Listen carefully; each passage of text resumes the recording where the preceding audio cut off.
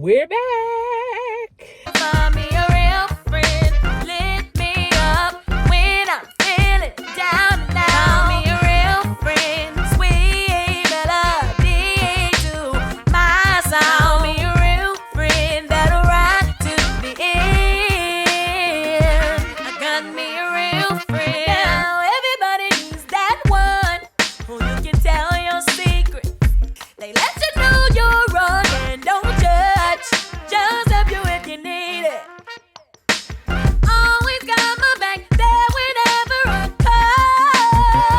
call. Faithful to the end, no worries at all. Hey, hey, hey. It has been a minute. 3 weeks to be exact. I think that's exact. Something like that.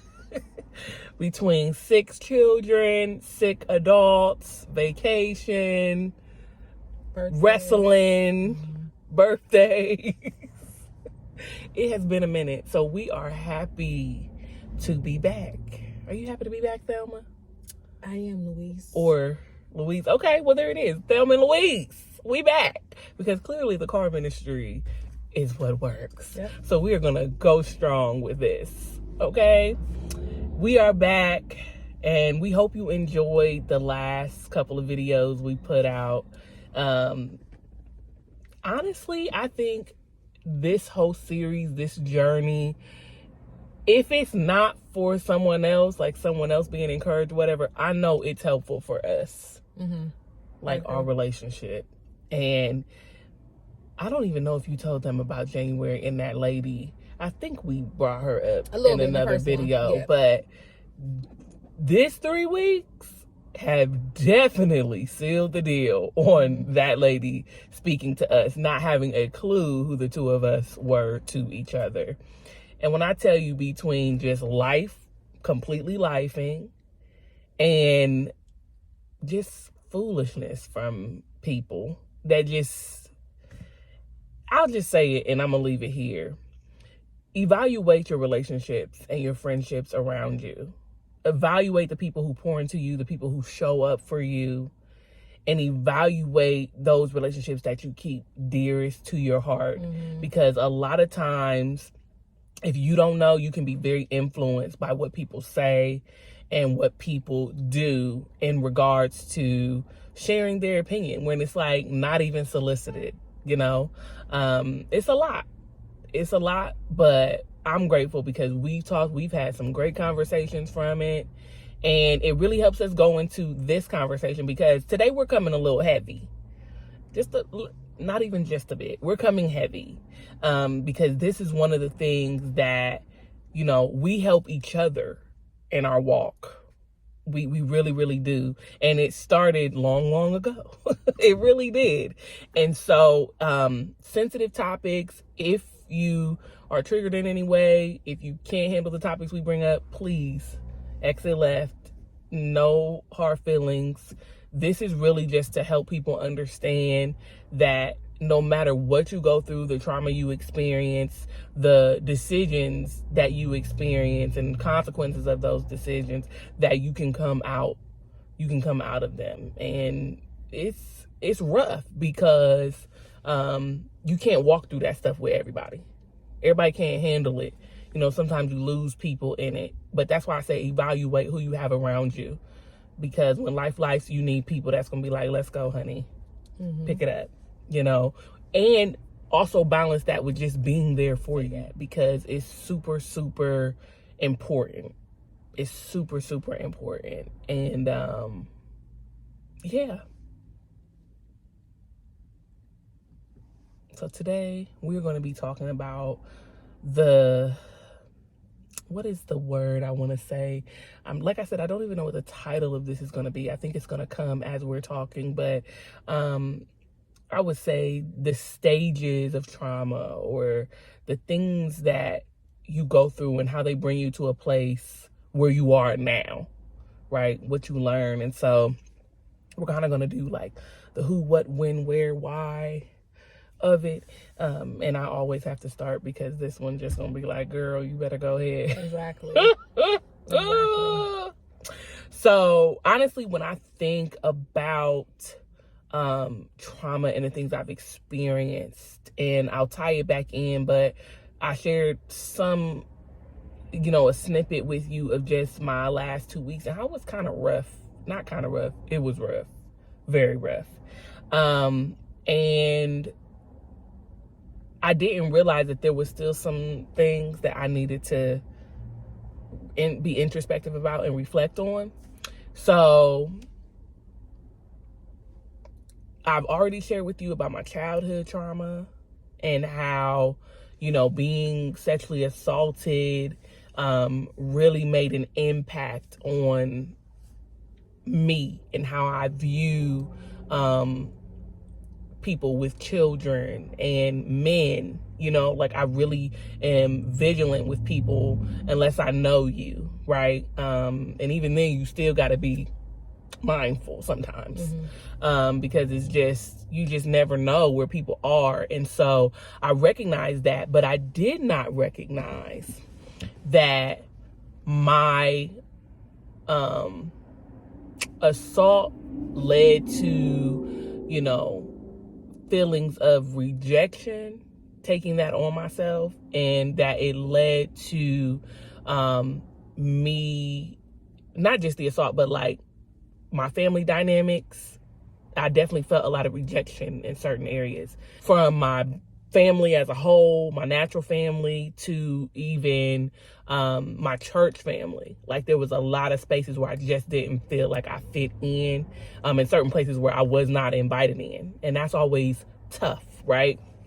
So that you don't realize how that breeds rejection in you, but then also how being assaulted and the fear that I had around that probably is the word, the fear I had around that, it really has shaped my lack of trust in God when it comes to relationships.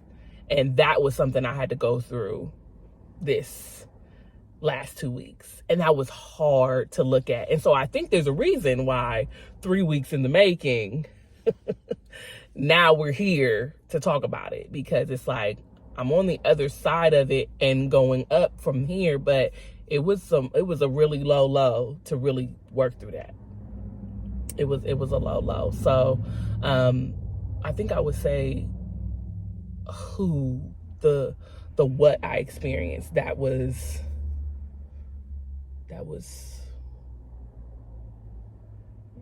what I take away from what I'm sharing today. I don't know. Okay. What about you? What have you thought about and processed? Yeah. I mean, I would say mine would be, I guess they're kind of like, well, the topics or the areas are kind of the same. Not really, well, I guess church for me a little bit, but I don't really consider, I deal with things differently, so I don't really, but I think family and like close circle type situations is definitely where my trauma stems from, and so has stemmed from, and so I, like she said, I feel like it does shape your distrust with God, but I think it also just shapes how you view things in general, how you process things in general. And hers caused her not to really be able to trust God as much as she would like to. Mine, I didn't trust anybody. And there's I'm not respecter of person with that, so that isn't always like the healthiest way to handle things, but my trauma caused me not to trust anyone. And so and that trauma branches out to multiple things, and so when you're growing up and you experience things, sometimes you don't realize that it kind of, until you get older and realize it and process it, it kind of shapes you, it kind of molds you, creates a hard shell for me. And I was I'm just now kind of like softening up, even with me being a mom, like softening up in a way that I can kind of, you know. And the fiance. Oh, forgot about that because the last time she wasn't fiancé. I wasn't. Sorry. Yes, y'all. In the birthday because part. she growing. Shout out she to making me cry. Shout out to John the Baptist. Okay, we have to have a little laughter in it. Because, yes, I did get proposed to, guys, and I'm now engaged. Well, that went fast. Just kidding. It did, but I'm very, very happy. It did. No, but for yeah. I think mine, you know, it just branches out to different things and things that were out of my control. Mm-hmm. Yeah, and I think it's so interesting. You said something, God, bring it back to me. It's like we need notepads when you're having these kind of conversations because you don't want to interrupt, but then you forget. And I think the thing that really gets me, that's what you said. You said it's kind of similar, the similar things we've gone through. And I think that God does that on purpose.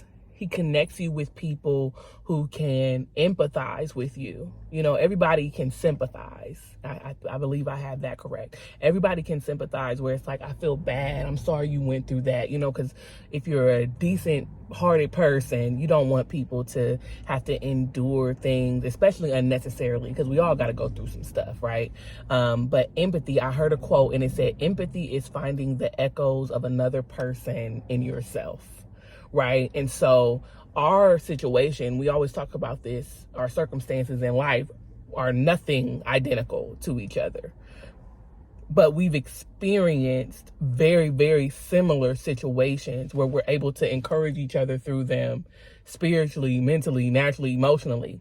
And that leads me to the thought of like, when you talk about those type of things, the mental and emotional anguish that you go through after these things. And, you know, we're going to have some more in-depth sessions.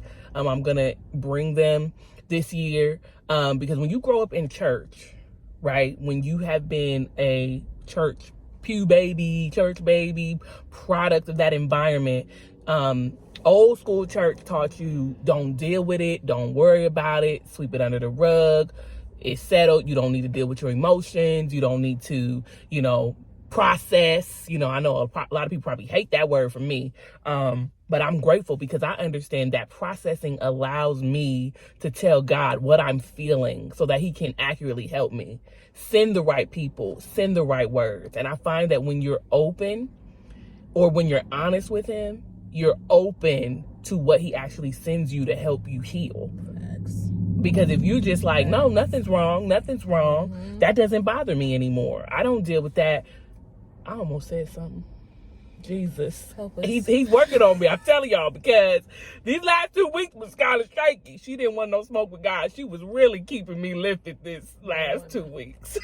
No smoke. But it wasn't in a bad way. It was just, that's literally what I walked through these last 2 weeks. But praise God, you are so good. And I need you and I trust you. I'm saying that.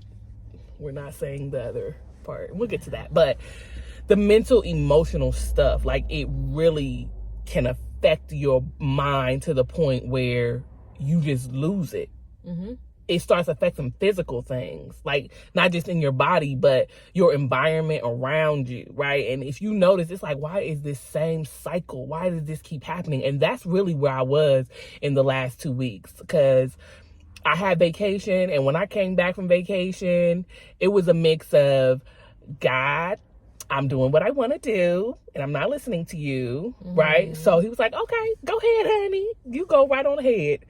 I definitely got it handed back to me like, this is what disobedience looks like, right? And it don't even be major stuff that you don't even think like, oh, this is deep.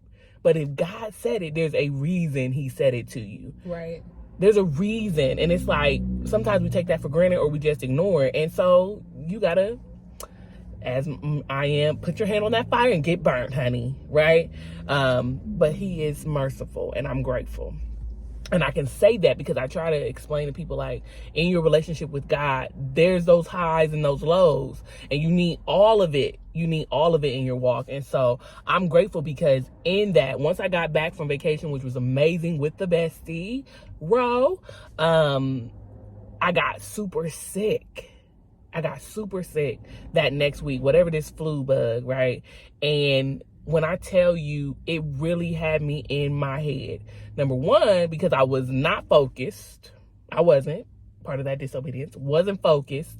And number two, like, I didn't have nobody to really talk to. Everybody was working. Life is still going. So you're just with your own thoughts, especially when you're sick. I start missing my dad. I start thinking about all the things of him being gone. Like, my emotions took me there. And for me, like, you know how when they be like, you have that little angel and then you have that, it's like the angel was not there. Any and everything, it was just like special character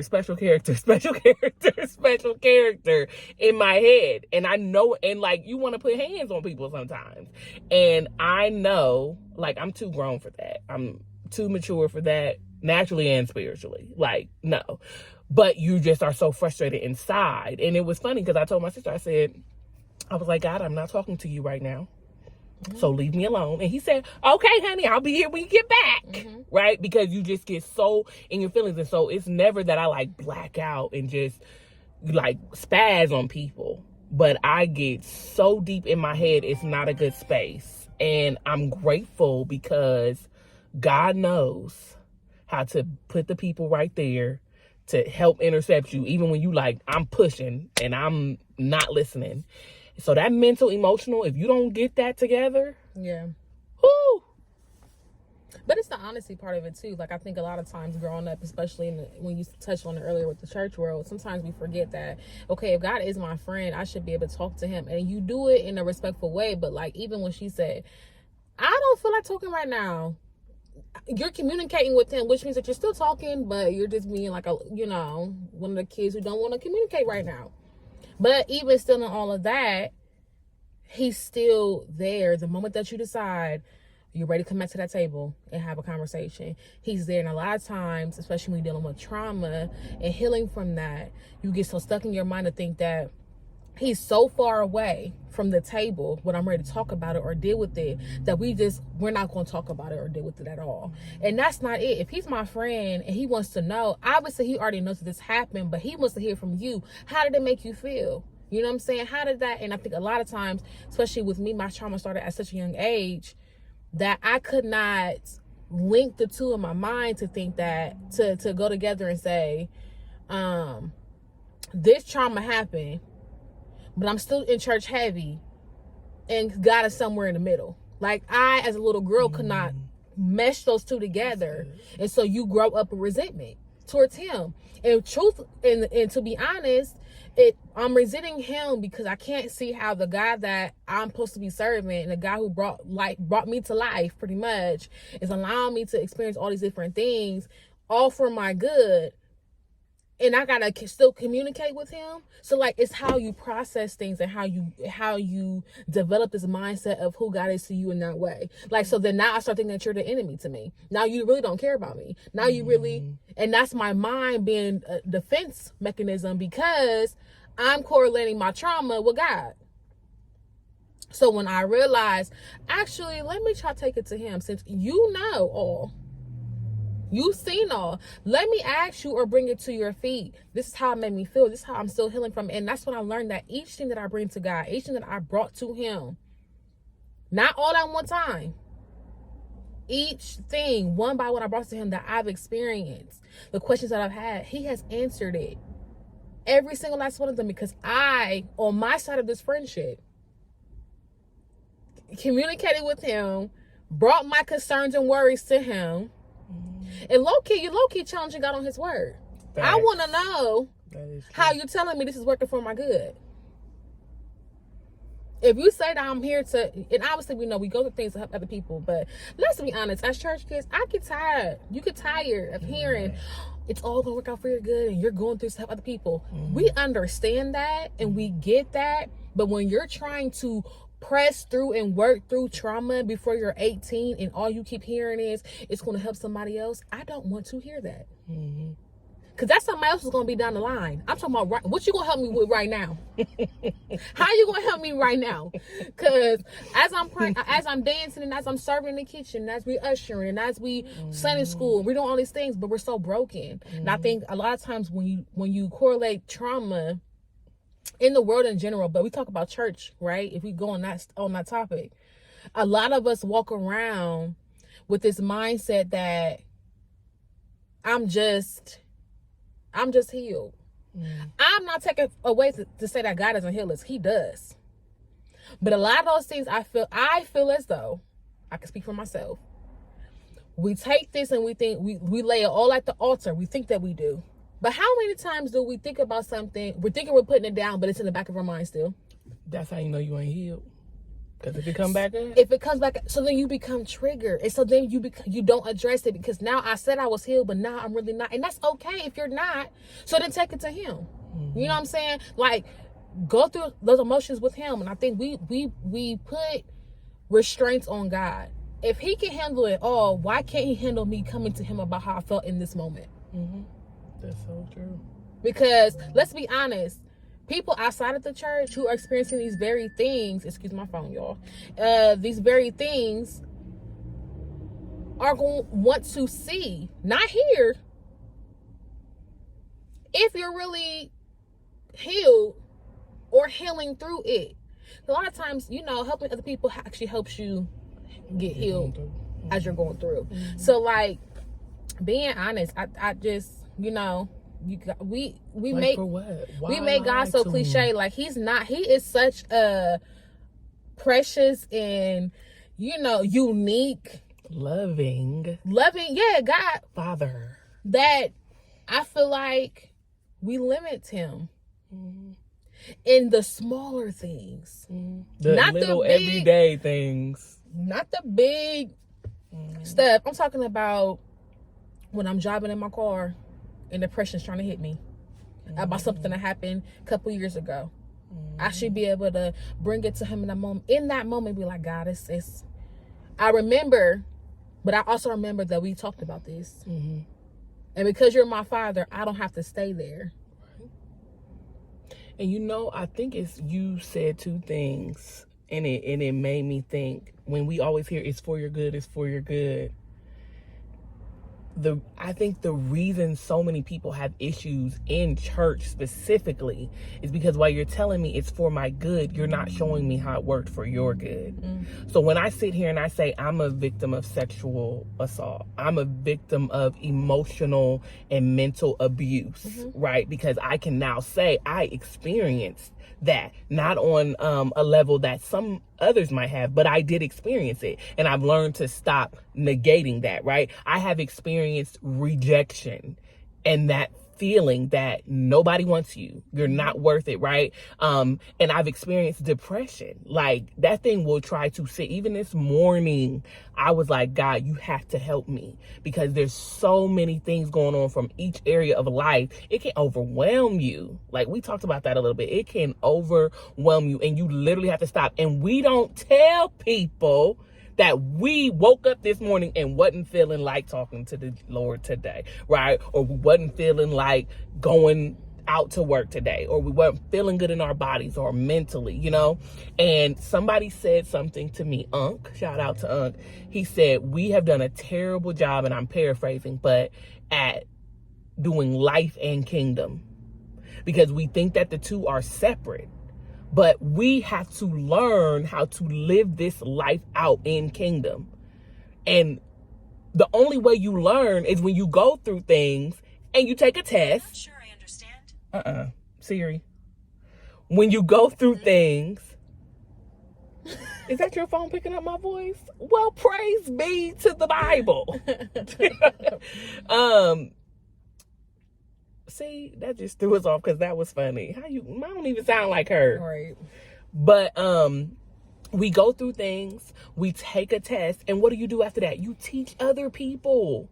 You show other people how to do it. We just say, go through the test, be a good soldier. Now, don't tell nobody else what you've been through. That's how we do it.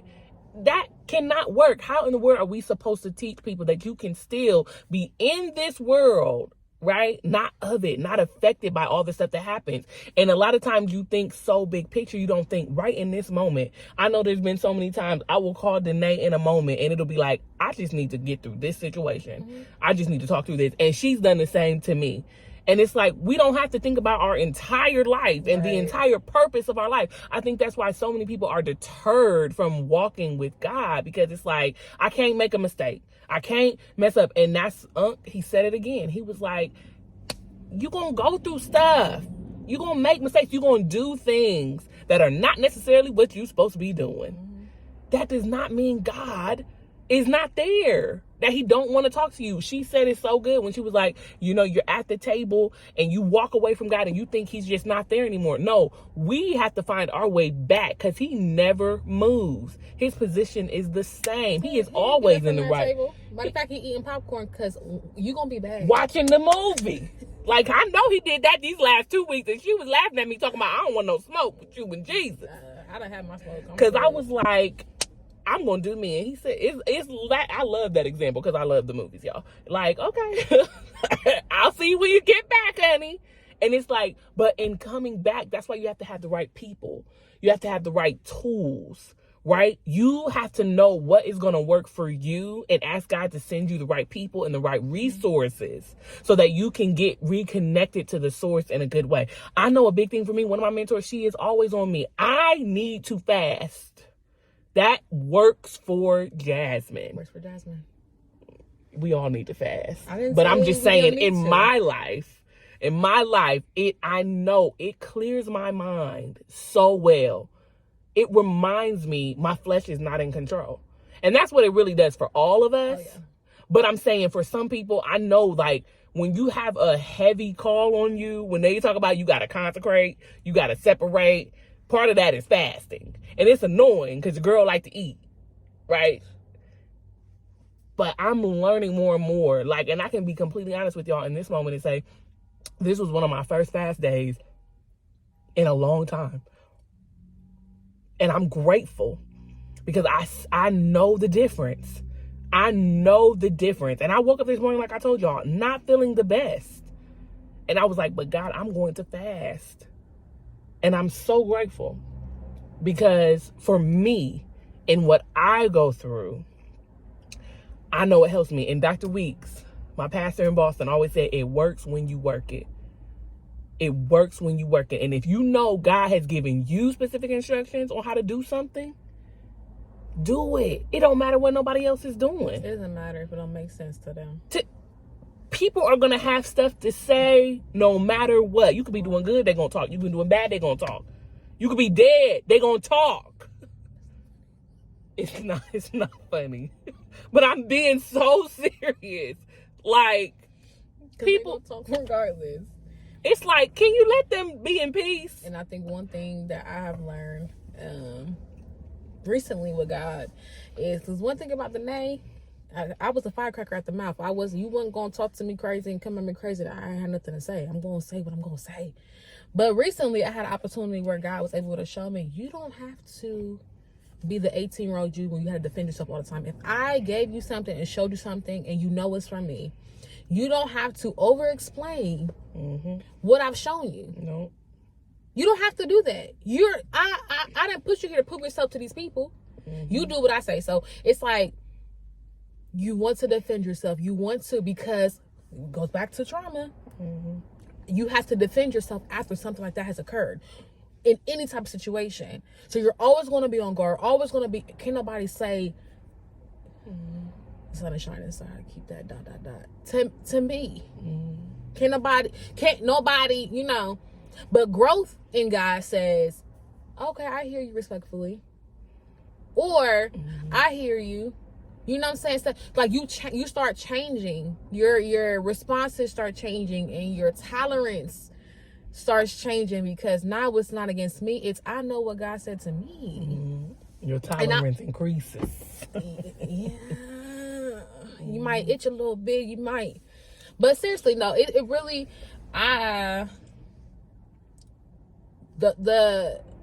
one of the biggest things for Jasmine and I, especially now, talking about this at 30 and 35, is growing up, a lot of people around us were already this age, just now coming to the place of being able to find God and talk to God or whatever.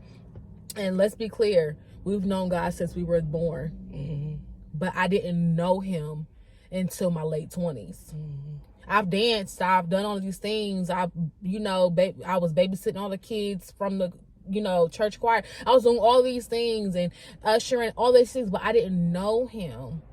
And that's so important, because once you get to know him, mm-hmm. things start making a little more sense. Mm-hmm. And so with the trauma, for example, with sexual assault, I had to realize that God didn't make that happen. Mm-hmm. He didn't go out there and say, go sexually assault the night for 4 years. He didn't do that. What he did was, and I didn't understand until I was an adult, he kept me through that. Your mind, too. The little bit that I had. Because we done been through the little bit that I had. People don't know. And I always say, there is no shame. I have no shame in telling my story. I have no shame in talking about things I've experienced. You know what I'm saying? I used to cut. I have drank for a very long time. I used to, smoking at a young age, and I tried to commit suicide 3 times when I was younger, before I was 18. All these different things. I've dealt with the alcoholic background and the physical abuse and mental abuse and losing a parent and raising a sister and losing another parent and being a mom at 19, 20, 23 and being a bonus mom. Like the cycle just kept. And sometimes when you have experienced a lot of trauma, you constantly are in the place of feeling like you need to continue to give yourself, because in that situation, you gave yourself. Mm-hmm. And it's going to get better. It's going to be what I think it might be. I mean, that happens in trauma. It's a natural response, And so, no, I didn't think I was going to be engaged or married. Mm-hmm. No, I didn't, think I would be an independent stylist. Mm-hmm. Because based off of what I've experienced with trauma, mm-hmm. and me not really understanding my purpose, I couldn't see myself being where I am now. But the moment that I actually took a second to listen, to see God's point of view. Mm-hmm. That's good. Because I saw his point of view. I saw my point of view. Mm-hmm. We all did. Trust. Oh, I was holding my point of view, regardless of what I know to be true. But I didn't see his point of view. And sometimes his point of view looks like it's foolish. Don't make sense. I always tell God, I know you don't dwell in time, but sir, we are here on earth. Your ways are higher than ours. Your thoughts are higher than ours. We are in the same week, sir. Ours. We're in the same week, and you just yeah. It's we got to be open to being honest about where we are. So wherever that hurt happened, wherever that trauma happened, the heartbreak, the abuse, all of those different things, like, it can feel terrible. It can feel like your life is ending. It can feel like that will always be a part of you. Mm-hmm. And I want to say something real quick so that it doesn't get lost in whatever comes up next. Trauma bonds. That's what I was getting to when you were talking. Because a lot of times when you go through trauma, you will bond with people, whether it's a romantic partnership, whether it's a friendship, and there's healthy bonds when you go through trauma with somebody, and then there's unhealthy. Mm-hmm. And you will know, and I think I can say this as your sister, and you can check me if I'm wrong. I think Nay had to get to the point where she was rock bottom. Yeah. Right? I had to get to the point where it was like, oh, I could easily walk away from God and just live like a reprobate mind, all the while knowing he's like, sis, like I could do it so easy. And that's what happens when you go through trauma. And then when you're connected with people, and I said that for a reason, because when you're connected with people who are not helping you heal, who are not helping you get through, the cycle will continue, right? But God was always looking out for her, because there was always people, even when Javian, even when she was like, do y'all love me? Do y'all even care about me? And I asked her when I text her, girl, I talk to you when you come back. Because I was like, I'm not doing this with you. Like, you know, we know the difference, and you know the difference, but when you love people, you understand sometimes what they're going through will cloud their mind, right? Versus me, in this last 2 weeks, this girl, and I'm just so grateful, because it was like, girl, you already know what you need to do. I'm here with you, but you know what you got to do. You know, you just need to go ahead and talk to God. You need to go ahead and get it together. I don't want no smoke. I understand what you're going through. I know completely what you're going through, but I'm not about to help you to stay here and not tell you, you know what to do. Like, you need that in your life. Yeah. And the key is that's unconditional love. Yeah. And I didn't force her to make a decision. I loved her through it. Because ultimately, when you force people to do things when they're not ready, you make it worse. You make it worse. Please. Although I may have been cringing when she said she's gonna do what she's gonna do. I can't imagine how many people I made cringe. But the point, let me tell you, I bless God that He is everywhere. He is omnipresent.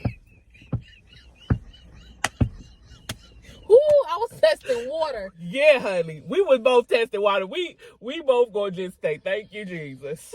For deliverance. Yes, Lord. But it's real. It is. You love people through that. And even if it doesn't make sense to you or you don't understand it, it is not your place to, in that moment, make them see what you want them to see. No, you remind them, this is my job in your life. I'm going to remind you when it's necessary. I knew when to say, take it to God, or I knew when to be quiet and let her vent. Because either way, she's going to go back and talk to him. That's not my job to make her do it. My job is to sit here and, one, be an ear so she doesn't go anywhere else. And two, in the moments that God says, remind her. If you decide to go out in this pool of water. The streets. That's what we call it. If you decide to go, well, I'm saying water so you can see what I'm saying, so you can vision what I'm saying. You want to walk into the sea. Can you walk on water by yourself? Yep. Okay. Remember, if you saw the shack, remember when Mac was trying to walk and he just walked without Jesus and he sank right into that water, honey. Woo, that's a good, you better illustrate, Evangelist. They got to see. You better illustrate. She had to walk out there on her own. Looking I special. stayed on the sand. Was you on the sand, or I didn't even go in the water. you was on dry land? Because somebody would say sinking sand. That's not my portion. No, she was definitely in the boat. And she decided to get out of the boat and get on the water. And that's what she decided to do in her own walk with God. She told God, this is what I'm going to do.